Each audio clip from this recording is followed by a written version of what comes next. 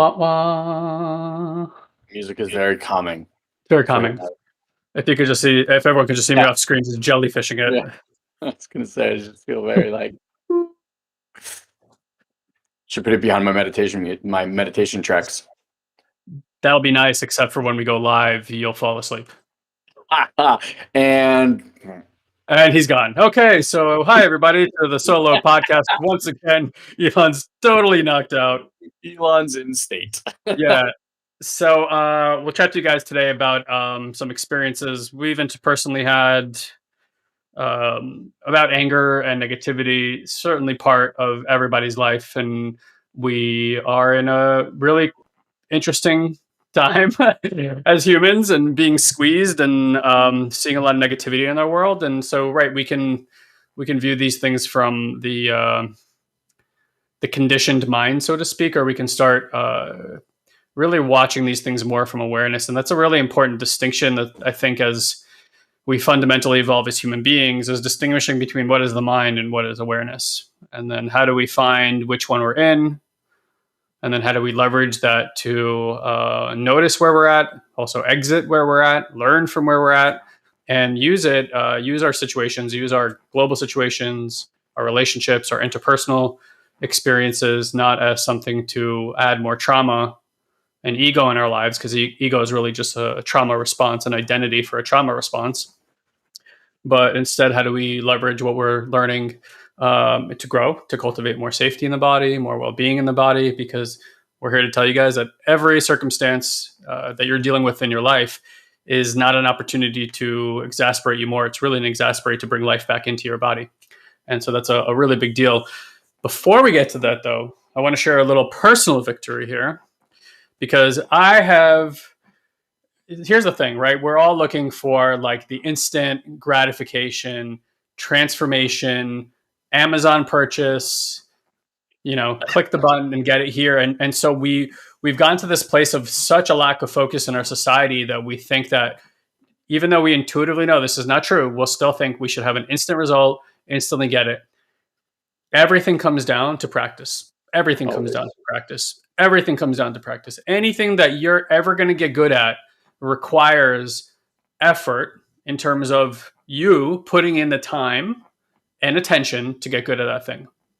If you want to become a professional ball player, a professional dancer, a professional artist, you're not going to go on a weekend retreat and be the best at it. You're going to learn, hopefully, practices that open up the doorway for becoming a master and professional.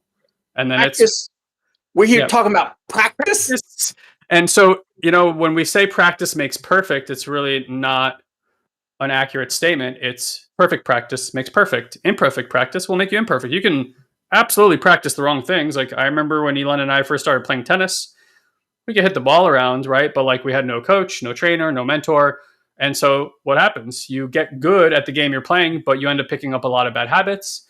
And then there's a certain part of your game that doesn't work. I haven't played tennis in 9 years, but Elon, I'm sure, can splay to this. And then you get one little thing and it's like, oh, that perfected my practice. Now I can go practice that thing and actually get really masterful at that part of the game or that part of my psychology. So just want to say that everything we offer you guys here is not about a quick fix. It's about offering you things that we've been trying, testing, experimenting 20 years, ontologically have discovered that works for ourselves. And, we get to test it on a large population of people to see if that works at scale. Does that work for 9.9 out of 10 people when they try that practice? And that's the things that we offer here are the things that have worked for us on 9.9 out of 10 people or are working for people. So I've been doing a lot of really cool new practices that I'm not going to share here because that's why you come to our courses. But they're really cool. And because I've been playing a lot with idea of quantum physics and spiritual sciences and neuroscience and just kind of like all three of them together, because I just wanted to see what happens when I take a little bit from all of them, kind of throw them into a single practice. And I've been having truly life altering kind of experiences. And so I want to share one story with you guys here real quick, because these are the kind of stories you hear like on the movie The Secret and stuff that don't make any sense. And, and part of that is just like, I've been in this question, like, really, what can I manifest? Like, how crazy can this get? Because if it really is the way that I think that it is, the way that we're theorizing and seeing scientifically, and again, through all these different things that I'm pointing out right here, like nothing should be off the table. Like nothing should be off the table. It is just a matter of practicing. And that's why I wanted to nail that home. Like I'm practicing something right now to shift dramatically my experience of my past and the frequency that's I'm carrying in my body. So here's a quick story about after I've been doing this for quite some time now, a few weeks, I should say, or like about a month. So I over last Christmas, I bought my parents-in-law. Is that the right word? Parents-in-law? That doesn't sound right. Yeah, in-laws. My in-laws. That's the one. Parents-in-law. Like still immigrating this thing. Yeah. So my parents-in-law. We acquired them a dishwasher last year, and the dishwasher's been acting funny. It's only like 8 or 9 months old, so huge pain in the ass. End up calling. It's a Samsung thing, and every time I call one of these companies, I like called, and then they canceled the booking for someone to come here and look at it. Then 2 different companies tried to convince me that it was off warranty. Anyway, I end up like as it is when you're in customer service things, right? You know, it's just like taking too much time, kind of annoying. But I'm at this place in my life right now. I'm like, hey, if I'm supposed to be annoyed right now, like let's really be with the annoyance. Be annoyed, yeah. Let's be annoyed in awareness. Let's not be annoyed from the mind. So annoyance can be here, and I can still be pleasant and kind to this person because it's not them. They're just following, protocols that you may or may not think are stupid. So anyway, so I go through this whole thing, many hours of these shenanigans. Eventually I finally get the thing, convince them that I have a warranty, find receipts from forever ago, all these things. Today I wake up in the morning, and mind you, so all I did was I called somebody to come out here and look at this thing to find out if it needs to be removed and changed, or if there's like a part that needs to be switched or whatever. That's all I did. Wake up this morning, I get a text message from Samsung, and it says something along the lines like enroll here to pay. And I understood it as a payment that I needed to make to Samsung. And it says $1,903.20. And I'm like, dishwasher doesn't even cost that much. Why are they having me pay this? So I'm like feeling the frustration again in awareness, right? Like, oh, okay, cool. There's this experience happening now. Click on it, get in the page, and I'm still reading it as I need to pay them this money. So I kind of go on this website because I want to investigate what's happening. It's asking me for an account ID number, which says that they sent it to me in some other form. So I don't have that. But as I reread it, I suddenly noticed that in the email, it says this account ID number is from a refund order form. Now I'm like really confused. I'm like, I didn't ask for a refund. So I suddenly get it in my head. I'm like, wait a second. They're not asking me to pay. They want to pay me $1,903. So now I'm like, this is too good to be true. Like this can't be. So I get on the website. It has this whole like enrollment page. And again, it's asking me for this account ID number, which I don't have. So I like call Samsung. I'm like, listen, you guys send me this email. It's asking me for an ID number. I can't locate that. Can you give it to me? The woman's like, sure, give me your information. Blah, blah, blah. Plug in all the information, go on the website, and it says, how do you want to get paid? It says you want PayPal, you want ACH, you want Zelle. PayPal, sure. Put in my information. It says processing. Please wait. 5 minutes later, $1,900 shows up in my bank account. What? $1,903.20 out of the blue. Go figure. Wow. Yeah. So Samsung just paid me $2,000. I don't know why. I don't know who hit a button. I don't know what's going on. But did they give you an explanation? No. There was no inquiry on their part. This is like a monopoly, like bank has made an error in your favor kind of situation. Wow. Yeah, no idea why. So my point here is like, I want to attribute it to things that I can't attribute it to. I think we've spent way too much time as human beings trying to explain the unexplainable. And I think that's a worthwhile goal. I've been doing some research on like monastic practices, which were like really big in China from like 9th century to 13th century. And during that period of time, they just took the philosophy of like, why are we trying to explain the unexplainable? Let's just be with it. Let's just learn from it. Let's be with it. And that is becoming a little bit more of my contention too. Now I'm interested in quantum physics and the science of trying to explain things, certainly. But if I live from that place at all times, I live in the frustration of trying to also control those things, all because I understand I should be able to control an outcome versus just aligning to certain frequencies that have specific outcomes. And that's all about the felt sense. But when our mind is unfocused and it keeps yanking us away from an alignment of frequency, which is really the underpinnings of how you're generating your reality, how photons literally are responding to you and generating what we call reality. And there's this co-regulated relationship there. We're missing some major opportunities. Like, that's not finding a penny on the ground. That's finding, I don't know, a whole like 190,000 pennies on the ground, right? So pretty fucking cool. I was like, call my wife. I'm like, hey, that just happened. That just happened. Super fun, right? And so, and I do believe that stuff like that can happen all the time. It's just like maintaining a practice, because what I notice is like I'll read a book or I'll watch a show that has a great idea, and then the next few days it like plays on me.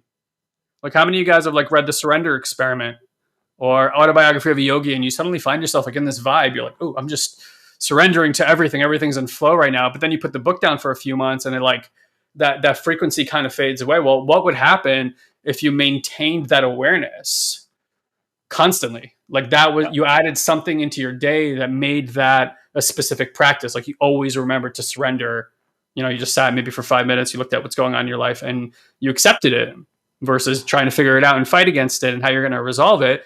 That would stick you into different frequencies. So my practices have been around, some with like, okay, this is what we know right now. This is what we've known, and it's adding up to what we're learning. And the other part is like, I want to maintain a frequency. How do I do that? Like, what are the practices I got to do? And we've been sharing a lot of this stuff in the group indirectly and through our Telegram channel and stuff like that. So pretty amazing, huh? That's a really cool story. Yeah. Worth the wait. Pretty cool, Hansel. Pretty cool, Hansel.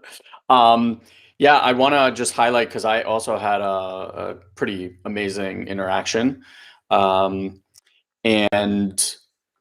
something that came up during that is something that you kind of touched on, but maybe we can just kind of dive into that, because I know this is a pretty big pattern for certain people. So, you know, when people do our coaching programs, whether they're in it for 3 months or a year, one of the first things we tell everyone that joins, like on the introductory call, this is what we say. It's like, this is the part of the journey. It's like a roller coaster ride. And this is the part where, you know, like, we're walking around and checking that you're like buckled in, because once this thing leaves the station, there's no getting off the ride.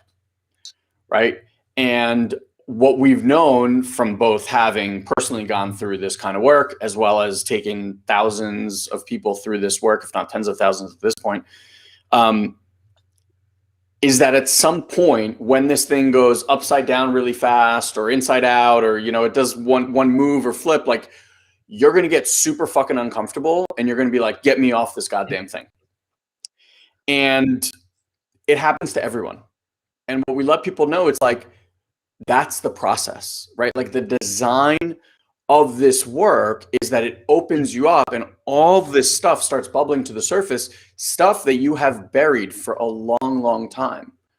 And that stuff could be terror. I mean, like, deep-seated terror. It can be fear, like anxiety, fear, overwhelming. It can be sadness. And I mean, like, deep sadness, like deep levels of grief that you haven't processed. And one of the big ones that ends up as people open up is anger. Anger begins to bubble to the surface. And Guy and I run a specific pattern where, like, we are just wired with anger. We call it, some people call it anger. There's the name psychopath, but I'm just going to call like a fire, like a dynamic energy. And if you think about most world changers, people who like are very charismatic and get people to follow them and all that stuff, that comes from this dynamic fire energy. But there's a difference between a fire-breathing dragon and someone who can elicit like that heat and warmth of that fire. And what happens is, when we open up our system, what happens to a lot of people is, anger is something that for many of us, it has been buried, because maybe we grew up in a home that someone in the house got angry, or, and right. And so we have like a distinction of how anger can hurt people. Or maybe you got angry at people and you hurt people, so now you kind of like squelch it. However it happens, anger is one of those things that very, very few people have been allowed to let out in a healthy way. And usually, because we bottle it up and bottle it up and bottle it up, when we actually let it rip and let it out, it creates mayhem. The analogy that I tell people, it's like if you've ever watched X-Men, the analogy just always resonates for me. It's like when Cyclops, right? Like he's the guy with the lasers out of his eyes. Correct. Cyclops. Don't pretend like you don't know their names, their backstories, and that his real name is Scott. You know, Scott.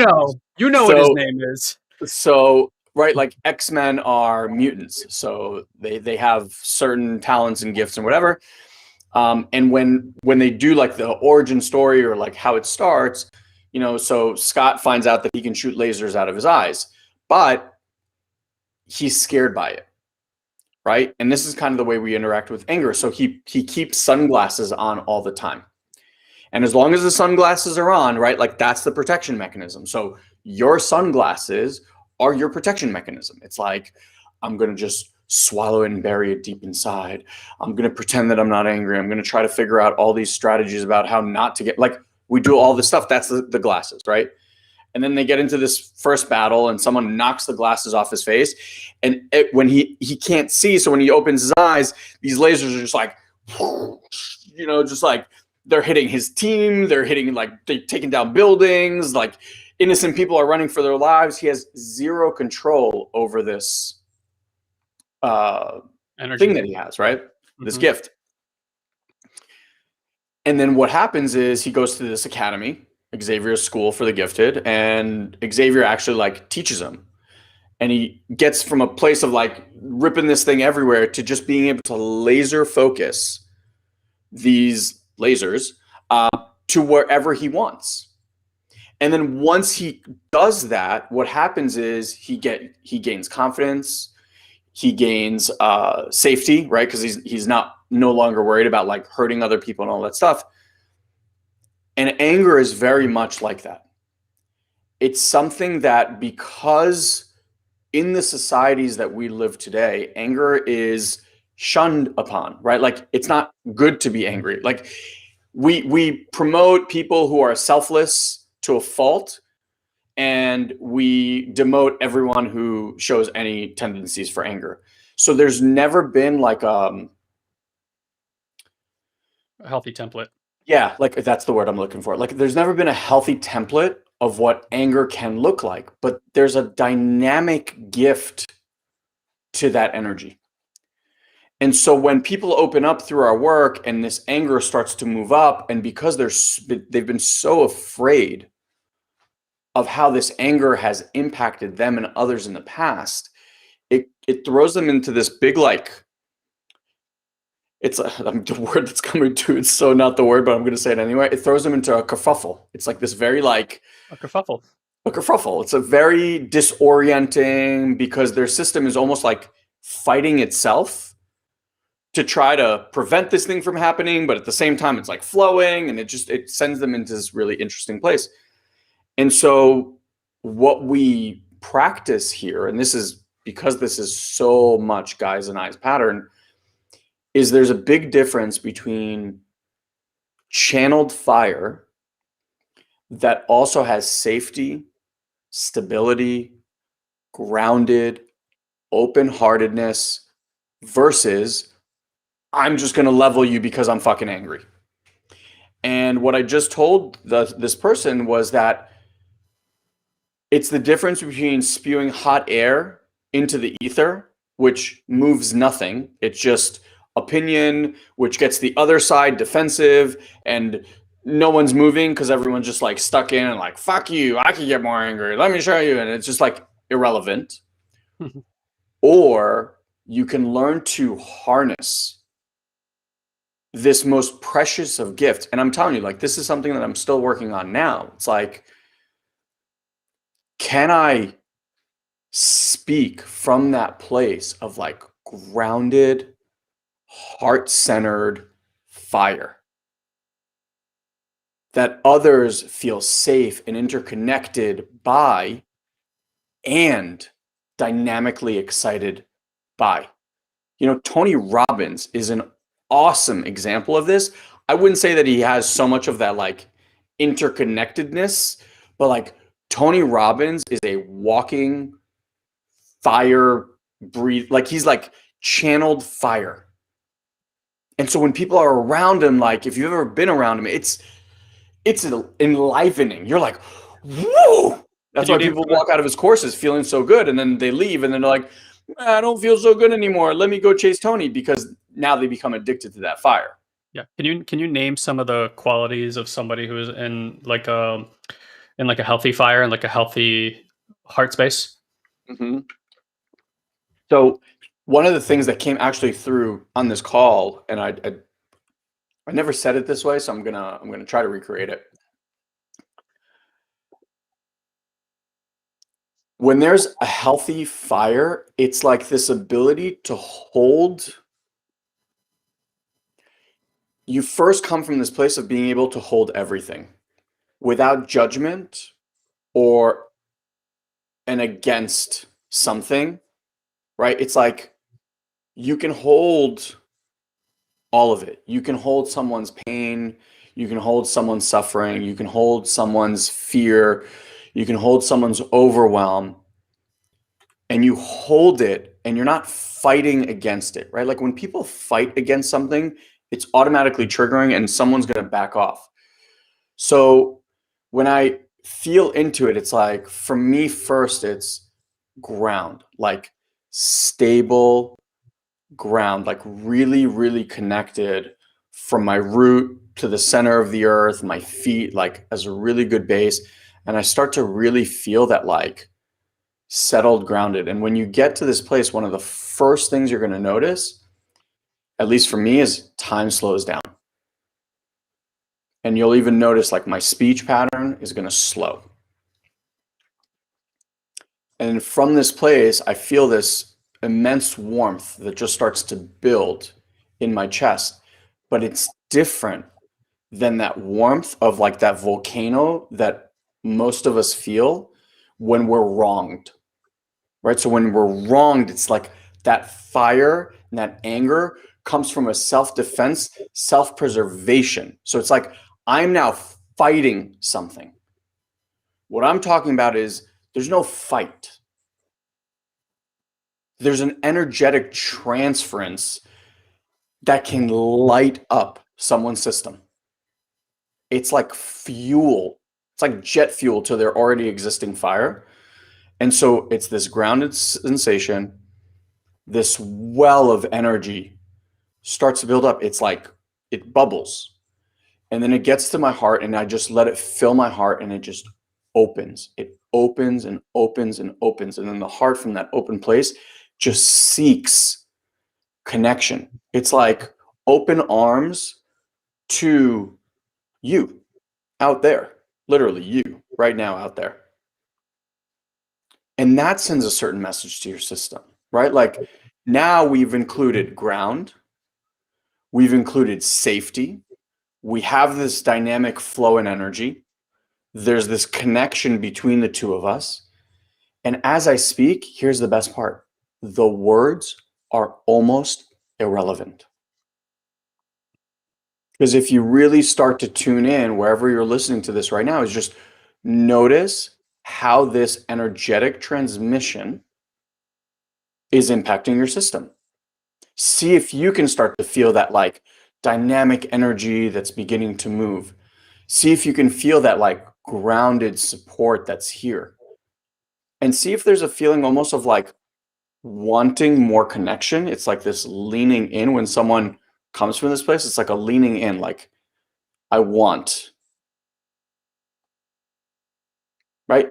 It's very different. And from here, by the way, you can say a lot of things that you have thought were not safe to say, or that if I say this thing, they are going to run away. But because we create it in such a structure that embodies the ground, the energy, the connection, all of it, their system naturally will come down into more of like rest, relaxed state. They're not defensive. They're open to receive. And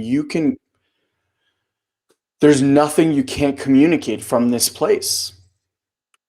right? Like people will hear your truth as your truth, not as something that you are standing for. Sorry, not as something that you are trying to defend, but rather something that you simply are. Like you are that thing, and it's so unarguable with that. They're just like, cool, I got that. And this, I'm telling you, like this is the energy that can change the planet. It does change the planet. I mean, like you don't need to look far around. Like notice the people that you are very, very drawn to.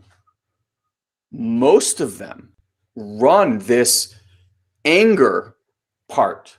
They've just, not all of them, but you know, those that have worked it have really been able to channel the gift of this pattern, and it's brilliant. Is there something you could say about the conversation you were having that's a little bit more grounded, maybe Uh, in practical usage for people? Because like I love the transmission. I thought that was really beautiful. Anything you want to share specifically about that? um, no, I don't, because Okay, it was just just like private. a, Yeah, yeah, it was like a personal yeah. conversation, and I don't, it's not my place. Understand. Okay.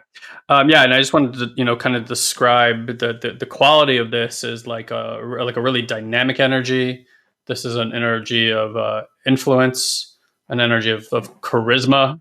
Yeah. So when you see someone who's like really monotone and doesn't move much and is like really rigid, like right, you could say, okay, like wow, they're really robotic, and that's because they don't have a lot of this quality of this energy. Everyone has some, right? Like you push that person enough, you're suddenly going to see even the most buttoned down person throw a Hail Mary out there. Sure. But it takes a lot for that energy system to move. And so what's interesting about the heart space more than any other energy center in the body is, I think, twofold.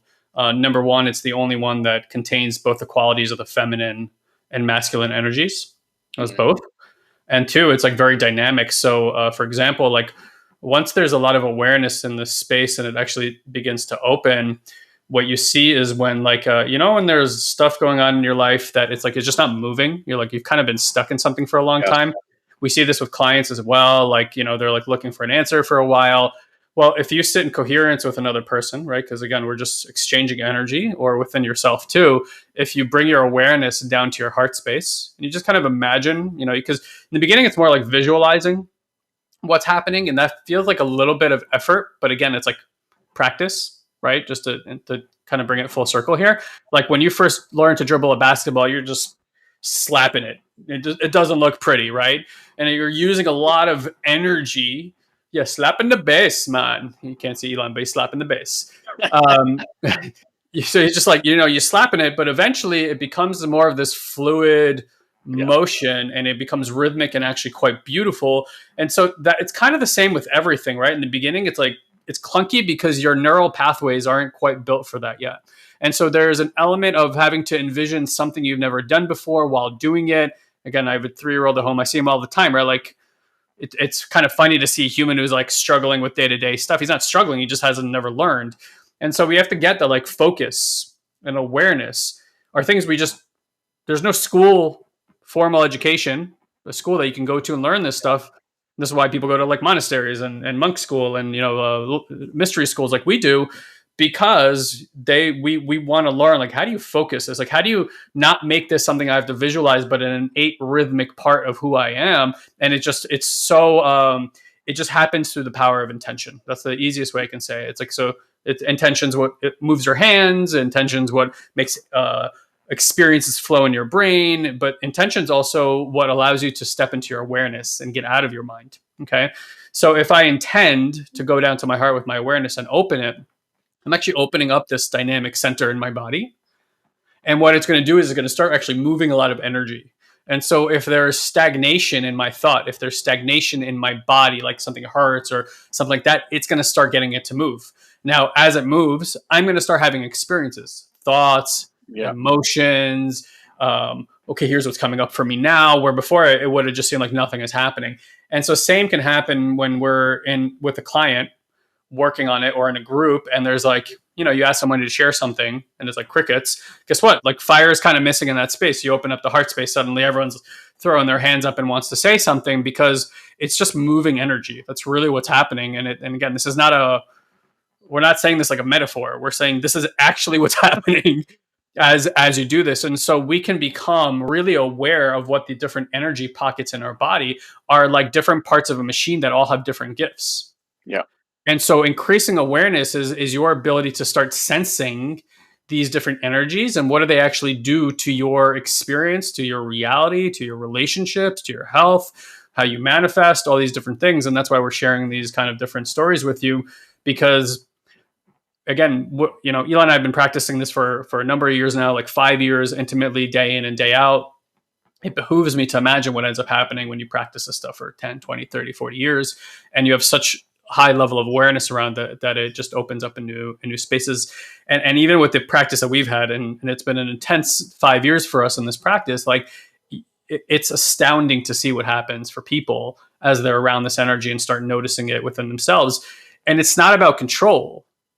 It's about recognizing which parts shut down or get defensive when you're having certain experiences. Like Elon said, we've taken the emotional landscape of the human being, which is very vast and multidimensional, and through morality, what we see happening in the world today with vaccines, and again, don't care what side of it you're on, but like the moment we start applying morality to things, we start going, okay, this is okay, but we're not allowed to do that. So imagine like how much morality we have put on emotions, like on the emotional spectrum of a human being, to the point where it's like we have positive emotions, negative emotions. Everyone knows don't have the negative emotions. Okay, so that's like at least 50%. But then it's like even the good ones, it's only like in this quality of it that I really want it. It's got to be ecstatic pleasure or I'm like disappointed, right? It's like, so that part of it is gone. And so we eventually get to like a subset of a subset of a subset of emotions that we say are okay, and everything else goes into defense, right? And it's like, oh, if that's happening, my body compresses and here. But if you don't notice, like if you haven't been trained to notice that compression is happening, when I say it, you intuitively know that what I'm saying is the truth, because when you're not feeling good, there's like a tightness in your body, but you've never thought about it. Like, no, your nervous system, I mean, down to your DNA, is literally coiling around itself and tightening the nerve endings, veins, everything is getting smaller in diameter and tightening your muscles, brain, everything. So it's like, what happens to a body? What happens to any energy when it's squeezed and it can't flow anywhere, right? That's not a healthy body. Healthy body is in flow. It's a river that's moving. It's a stream that's moving. It's an ocean that's moving. That's why we look at things that look vast in our emotion. We're like, wow, because it's a recognition of, we're looking at something so big that acts exactly the way that it is inside. And so there's a templating that happens when you're around these moving bodies of water as well, right? That make you feel healthier. And so that's what we want to start gaining awareness and mastery of within ourselves if we're going to evolve beyond the type of mindset that is now being highlighted and has been highlighted in the world for a very, very long time, to see like, oh, okay, that's happening.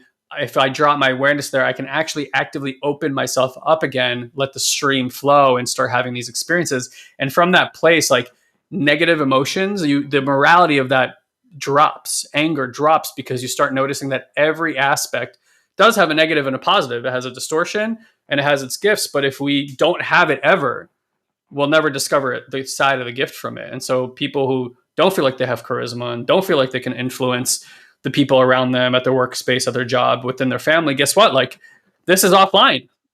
It's not being presented. It's not expressing itself.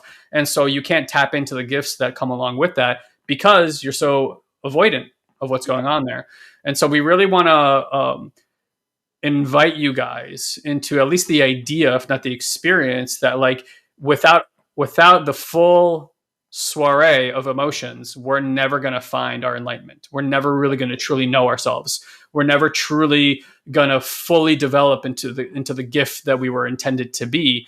And it does take, again, I don't want to call them perfect practices, but practices that when consistent practices, that when those things arise, you can start learning a new and dynamic way to be with them versus, okay, I'm having this experience, I don't want it, and that's the end of that. And then you're just in a mind battle about how to change something external to make that go away, but it never goes away. It just lives in the system, and it just calms down a little bit if it perceives that the situation has changed. I want you guys to, like, I'll end it with this. Like, most of our lives right now, again, are really being highlighted about this illusion of safety. Right. Again, whatever side of the issues you're on. That's besides the point. It's just like we live in a world where we expect those in authority to create a sense of safety for us. It's the same reason we have an exit procedure at 30,000 feet, and we go through this presentation every time, because there's a part of you that knows I'm about to jump into a metal hot dog that's going to fly 500 feet, 500 miles per hour. That is probably not safe or could not be safe.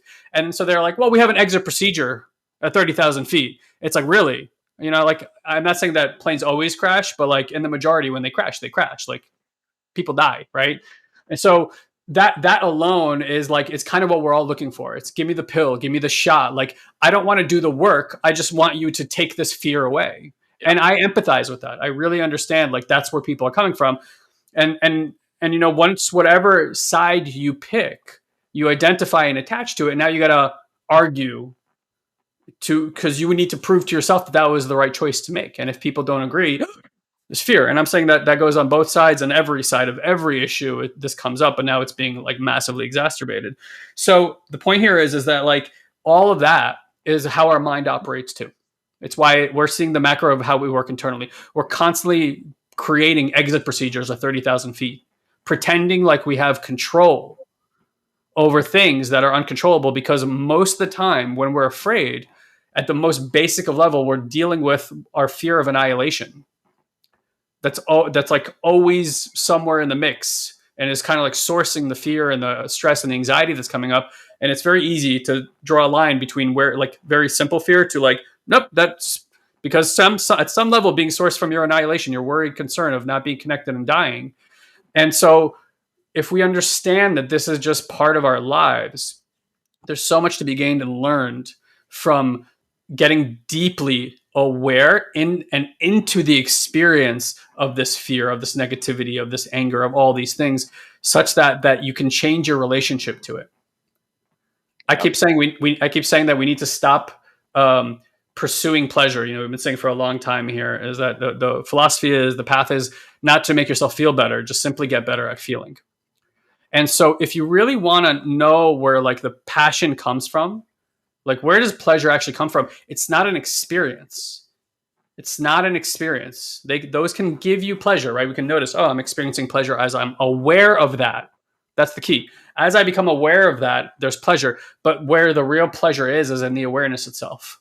Yeah. When you start noticing that, like, when you go to see a movie, it's like, because you're the observer of the movie, that's the pleasure. You're already excited before the movies even come on.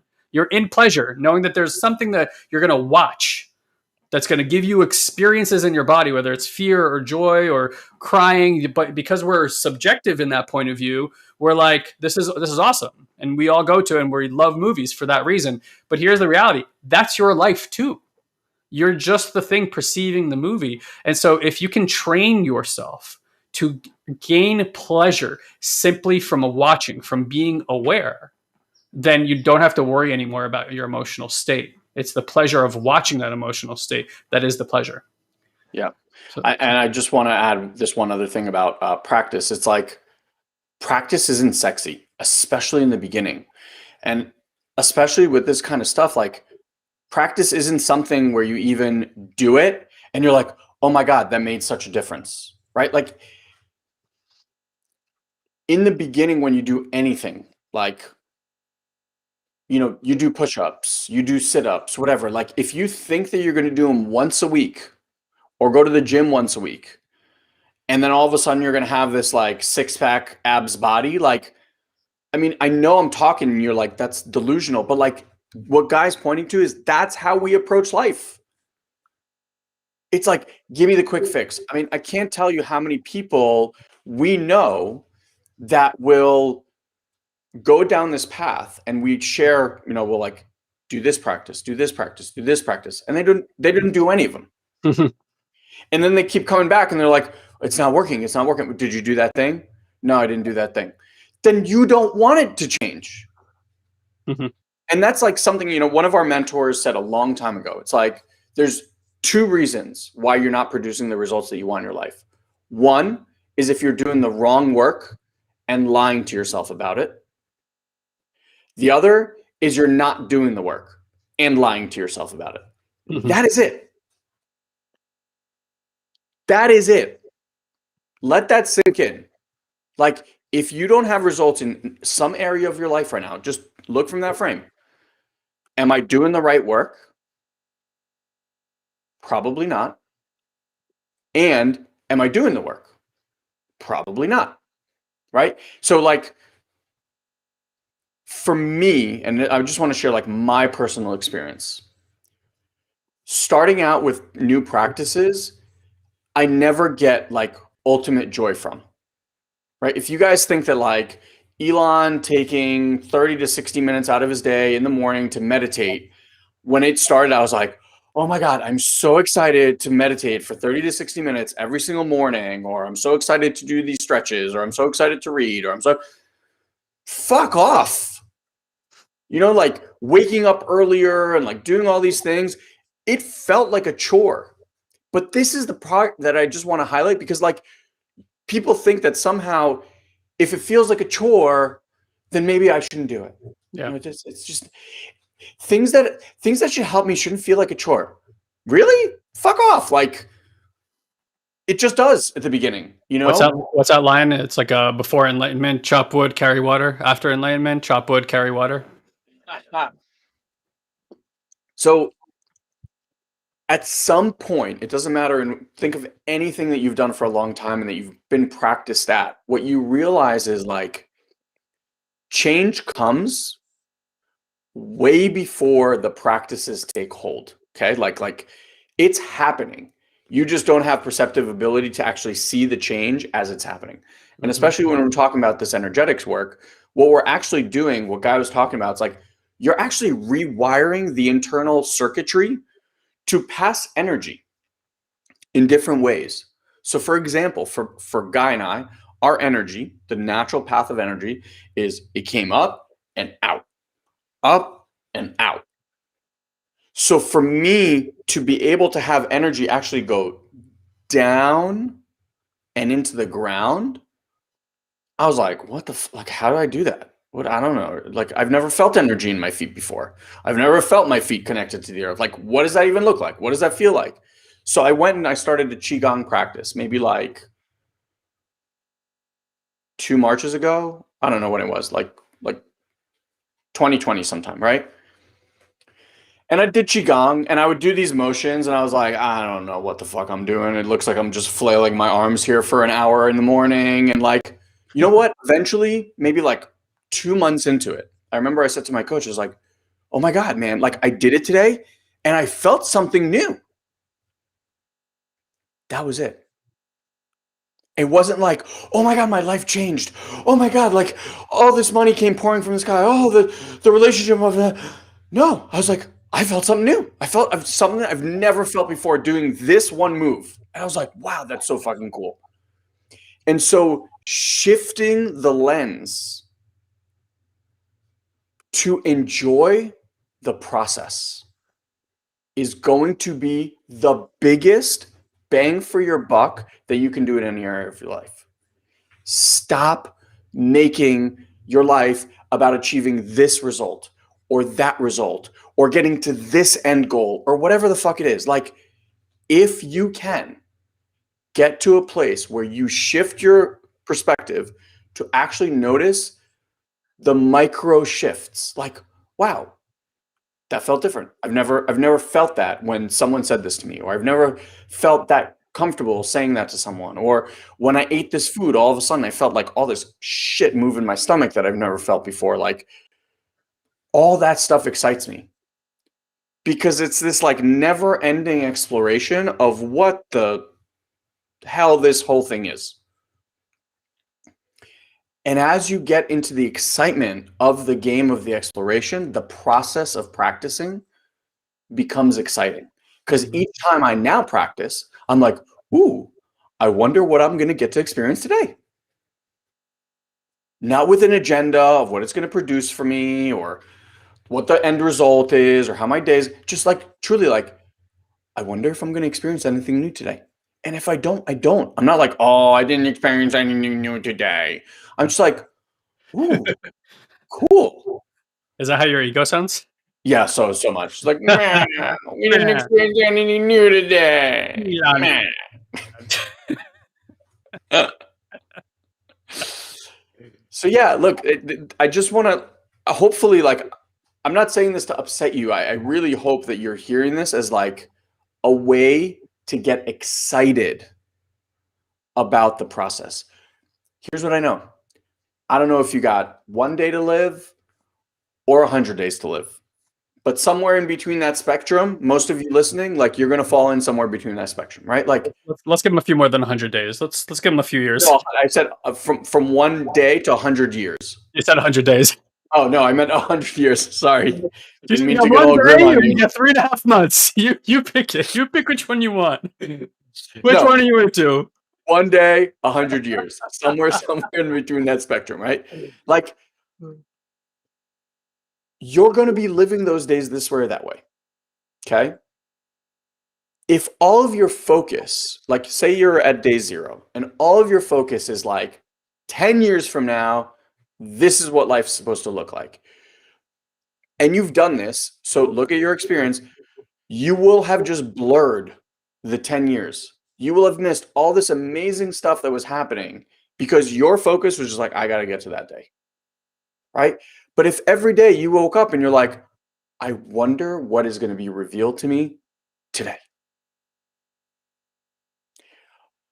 Wow, I got to experience a level of sadness I have never experienced it ever. Wow.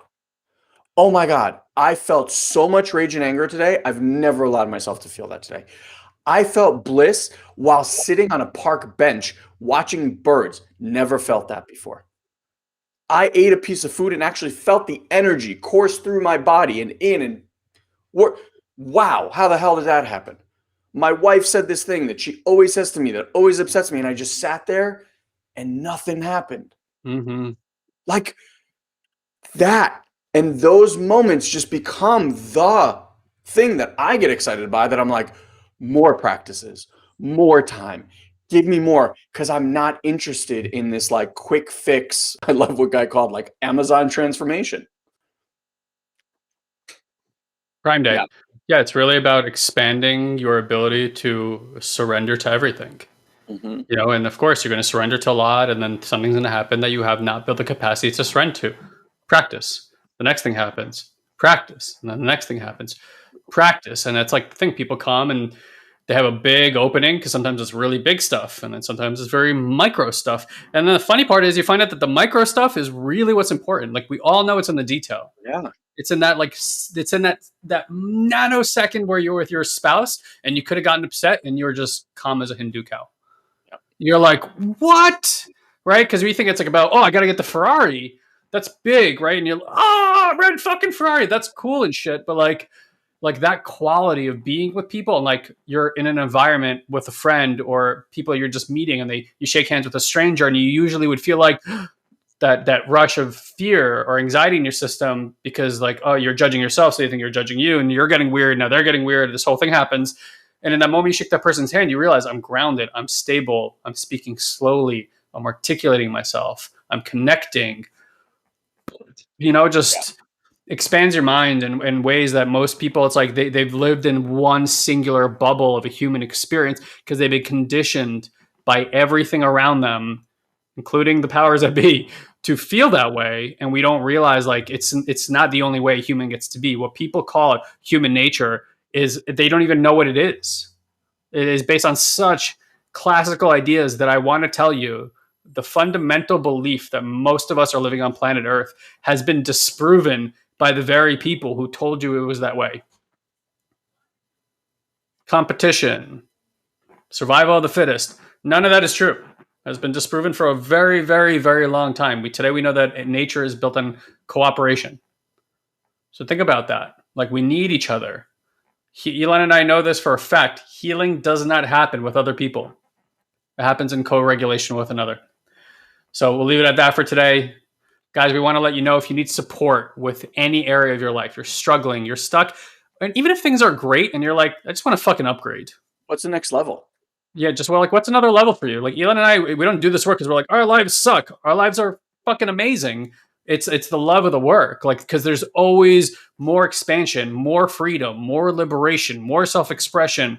There's more, and it's not like we have to be junkies for achievement because this is not about achievement. This is about liberation. This is about enlightenment of humanity. This is about evolving beyond the world that we've known. You want to be the person who's holding the iPhone while those people are still holding the dumb phone. That's what this work is about. Yeah. This is about the work people don't even know they need yet. You sense that you need it.